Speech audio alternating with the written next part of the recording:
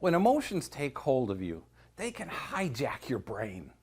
All common sense can go right out the window.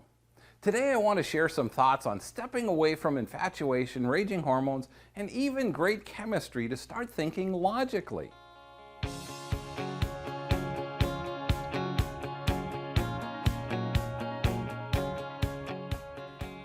Love struggles for your heart and mind. Have you ever met someone or even dated them and on paper it just wasn't a good fit? They may have so many of the things you're looking for in a relationship, but there's a laundry list of things that you deem important that aren't there. Yet there's something that keeps drawing you in. Something that's enchanting, enticing, almost magical about this person. No matter how much you try to rationalize this as the wrong relationship, you're drawn back in by an incredible force of nature. Maybe it's God trying to convince you to let your earthly desires fade and see what He's presenting you. Or maybe it's Satan screwing with your mind. The struggle is real. Some of you will know exactly what I'm talking about, while others are sitting there reading or watching this with your head cocked thinking, Rick has lost his mind. I assure you, I haven't lost my mind, so bear with me. I'm actually sharing an unusual experience, and I rarely share something this personal. There's something incredible that happens when you meet somebody that gets you. Have you ever experienced that? Conversations just flow. You can talk about anything and everything under the sun. You share common morals and values. You just get each other. You don't need a lot of deep explanation about things you've done, although it makes for great conversation. This is a connection far beyond infatuation. You just seem to feel each other's pain and each other's joy. It's amazingly deep and intoxicating connection. This is the magic sauce that we all desire in a relationship. We all want that feeling of connection. We all want to feel understood down to the deepest levels of our soul. This is that connection that causes us to feel deep, unconditional love and desire for someone. It's also the emotional connection that can keep us bound to the wrong relationship if we're not careful.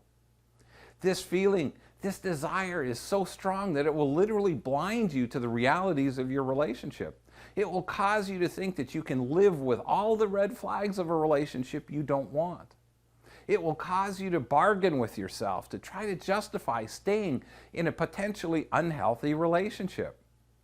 Should I stay or should I go? That's the million-dollar question. For a significant period of time, I was following my heart. It's so easy to just go with your emotions and desire to be with someone. I was letting my heart lead my decision-making process, which is extremely easy to do when you have really great chemistry with someone. I was violating some of my personal boundaries and foregoing some of my wants and needs in a relationship. But you see, chemistry isn't everything. There also has to be intellectual, spiritual, emotional, and a physical connection. You have to speak similar love languages. Finally, you should share common morals and values, common interests, and even common goals. If any of these components aren't there, you're giving up something that you truly desire in a healthy relationship. You're settling.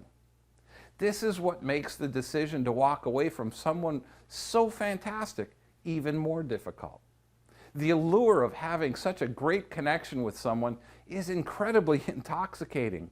This is where you have to have the tools to step back and look at the relationship for what it is. This is why having your must-have and deal-breaker list is so important. They allow you the opportunity to step back from all of the emotion to make sure you're making the best decision for you. In spite of all of the emotion that you get wrapped up in, your best decisions are made by thinking through your situation logically. This isn't fun and is incredibly hard to do when you have such an incredible connection. I know because I've been there and had to do it. When you learn to use logic instead of emotion to make your relationship decisions, you'll do two things. You'll start to improve the quality of the people you date and the quality of your relationships. I hope I've given you some insights to help you make healthy relationship decisions for yourself. Take this as a personal challenge to take one small step at a time to keep your dating life moving forward. For more information on creating your must-have and deal-breaker list, plus tips on identifying and avoiding toxic relationships, order a copy of my book, Dating Backward, at ricksoetebier.com/resources. Share your successes and your missteps to help others see that you can get better one step at a time. Leave a comment below or drop me an email at rick@ricksoetebier.com. Now please, go to my Facebook page, Rick Soetebier Relationship Coach, and click the like button so that you see my daily tips, insights, and inspirations in your newsfeed. Then, join me on Facebook Weekly for Monday Mastery live at 5, where I talk about whatever's happened over the weekend and how it applies to dating and relationships.